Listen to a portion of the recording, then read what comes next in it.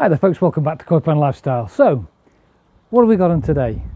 This is for the time of the season when you need to start looking at your UV or your ultraviolet clarifiers.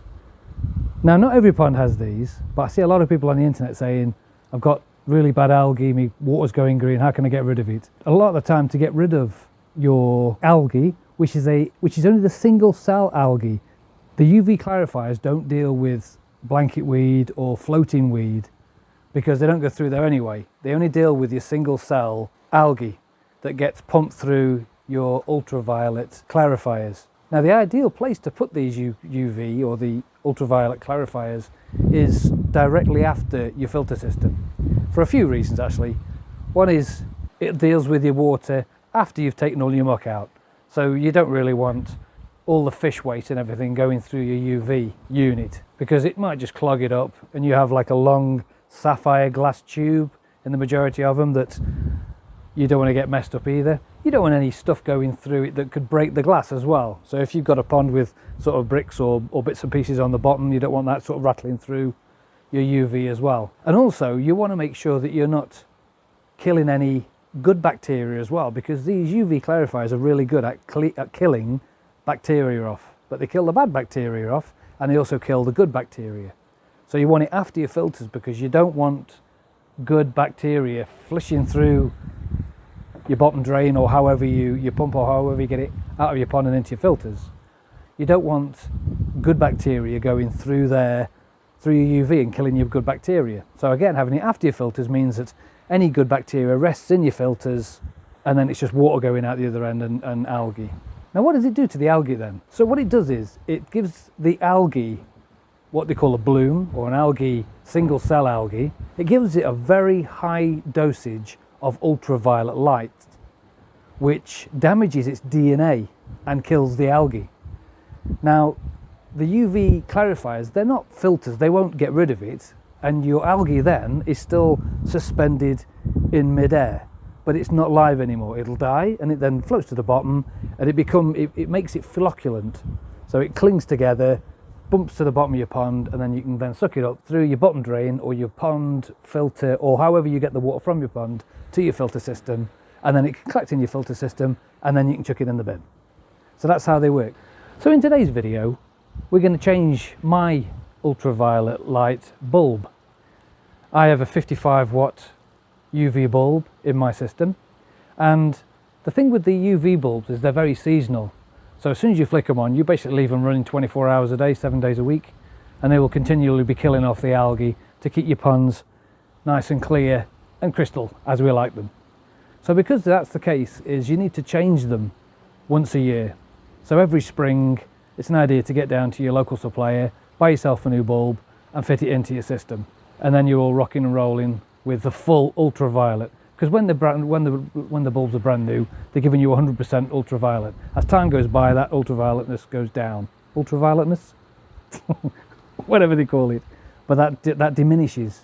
So you need to replace the bulb. So today we're going to go and get a bulb. We're going to nip over to Peng Koi, my local supplier in Stoke-on-Trent, pick us up a bulb, which is actually a tube bulb, and get that fitted today. So he's also got some fish in actually. I'm going to look at some fish because I'm still looking at fish to get hold of with the potential of getting more fish into my pond. So let's get over to Peng Koi, get ourselves a bulb, have a good sneaky peek at some fish while we're there, and we'll go from there. Let's go, come on.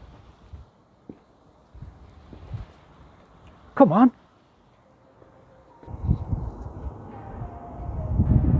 Okay, so here we go. Just arrived at Peng Koi. Steve's had some new fish put in. So I think without ado, let's get inside and see what he's got.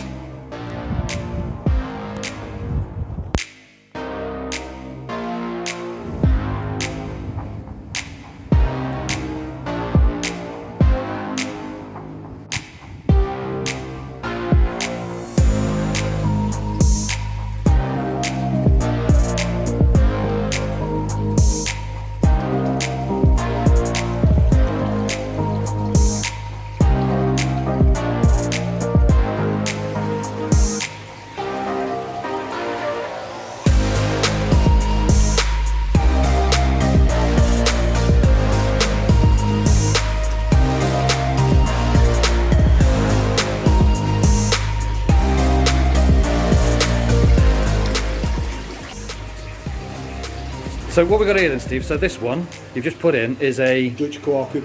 Deutsch Kwaku. Kajaku. Kajaku, yeah.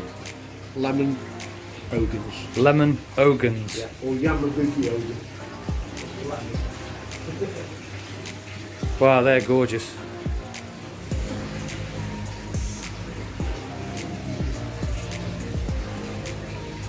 Right, I'm going to make a purchase today. I can't wait, I just got to do this. The lemon Yamabuki there, Ogan, is what I'm going to grab today. I'm going to grab one of them today. So I couldn't help myself. I know I said I was going to go for either 2 medium or 1 large, but that'll grow quite nice, that will. It's Tosai as well.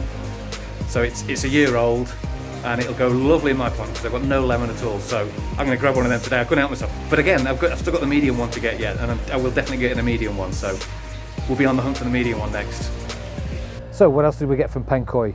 As you can see, we've had a look at the fish. There's no chagoi in there, unfortunately. The little chagois he had were the little teeny weeny ones, and they just go straight through my bottom drain anyway. So I've ended up coming out and I've got myself the UV Peng Koi UV 55 watts, the TM, the ultraviolet light replacement kit, and I think we'll just get this in and get this fitted.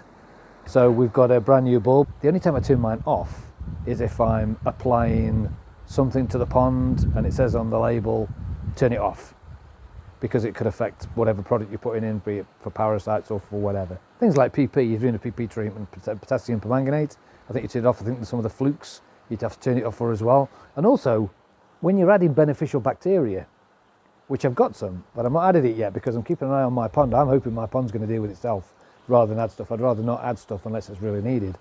But I've heard that when you're adding beneficial bacteria that you're supposed to flick your UV off for 12 hours just so that you're not killing any beneficial bacteria that happens to go from there and head off towards your pond. So you have to wait for it all settle for 12 hours and then away you go from there. So anyway, let's get this UV fitted.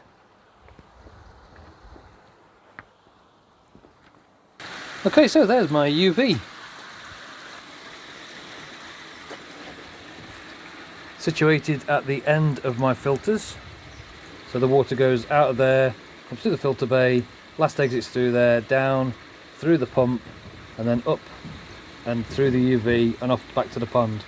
So they always say that you should put your UV after your filters, otherwise it kind of gets all blocked up, and that isn't very good. So let's get this bulb changed and we'll go from there.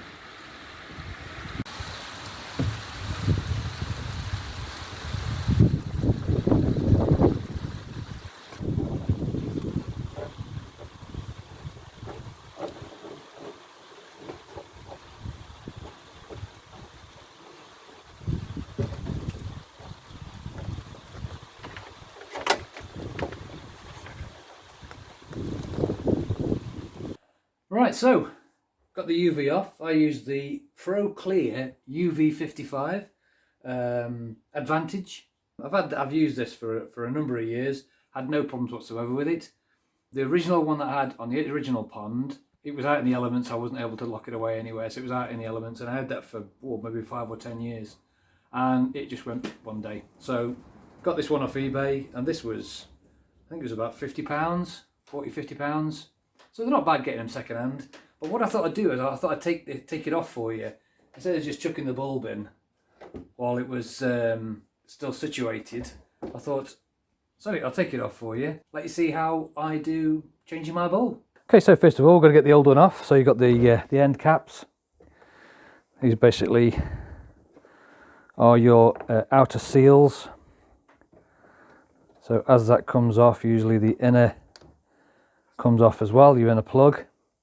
Then you're through to where the actual bulb is itself. So the bulb sits inside here. The bulbs themselves fit inside the shroud. The bulb that I've got is for, let's take this hand off as well. So the bulb that I've got is literally just for koi ponds, and it's a UV bulb. So that basically just slides straight out of there like that. So we've now got the bulb out of its housing. Now inside here, there is also, in fact I might show you, well we might as well while we're here, aren't we?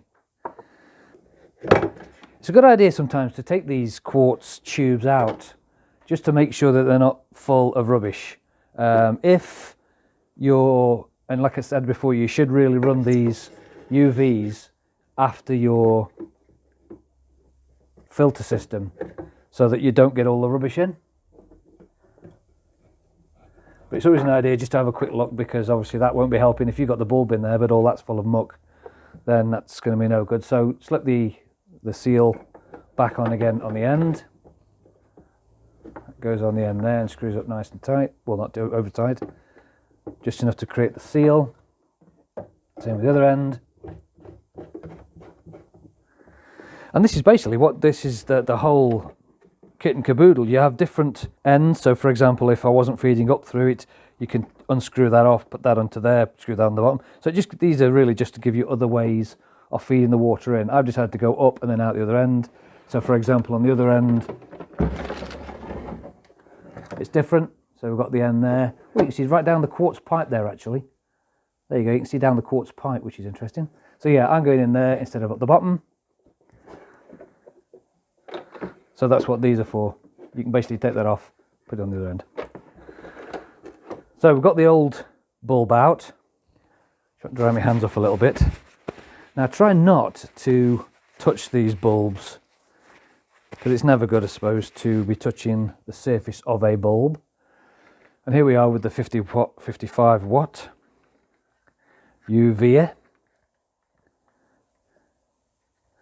So what I usually try to do with these is sort of get it out of the tube a little bit and then feed it in while it's still in its package. Just get enough out without touching the bulb itself.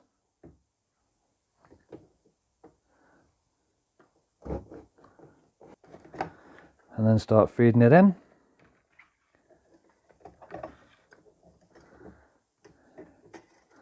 So you're not actually touching the bulb itself. And now, I'm not really, that's kosher or not. That's what I've always been led to believe. Just a little bit of fingernail there, touch that one, make sure you get it out of the packet. And then it goes all the way in. So all we've got to do now is plug these back into the end of there, and then we're good to go. So let's get it finished off.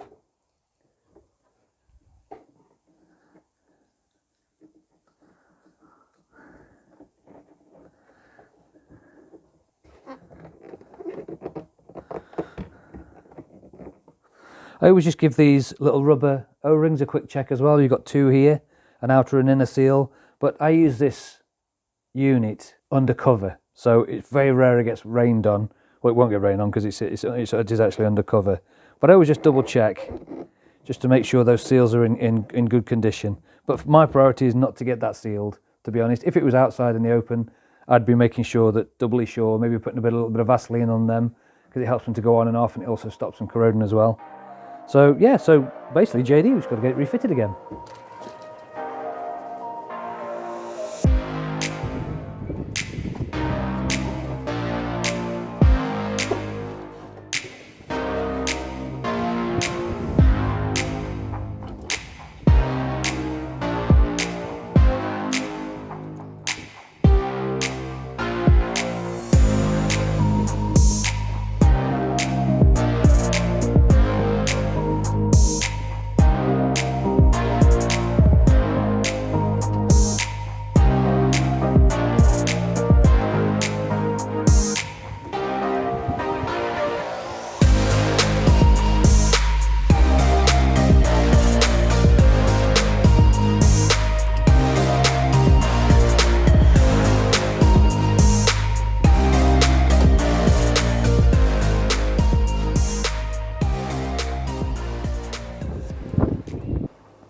Okay, so that's it.